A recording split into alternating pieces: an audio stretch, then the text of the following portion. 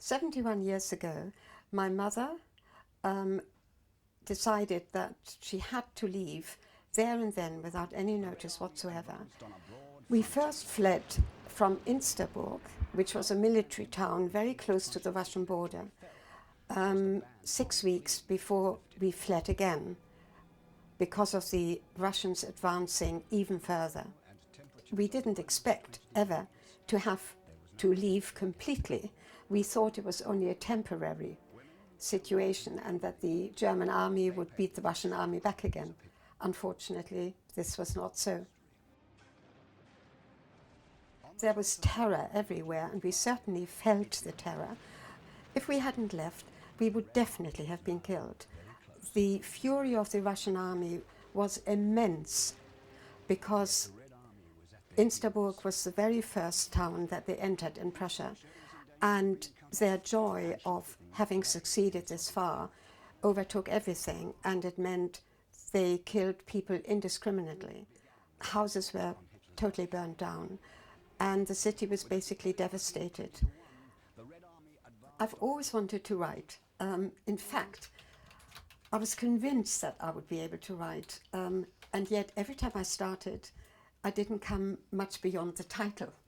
But a few years ago, I spoke to my doctor about my background, and she said, "Mrs. Ziegler, you have got to write this down." And she reminded me I was getting old, and she said, "In 10 years' time, the generation will be gone, including you." And once I started, I couldn't stop. I've wonderful memories of my father telling us about his experiences in Russia.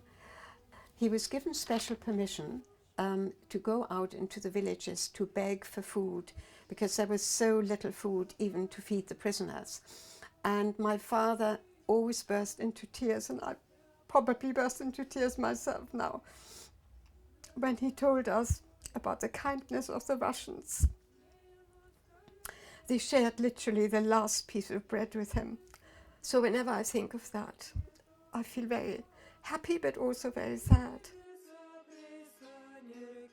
I met my future husband while I was working in Hamburg, and he was English, of German extraction, as I later on found out. So I came over as his bride. We got married in England, and England was a very welcoming country after my experiences in Germany. I've been so happy here.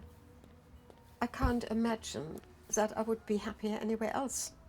To be rooted finally, or as rooted as I think I shall ever be, is very, very comforting. It isn't a sad book.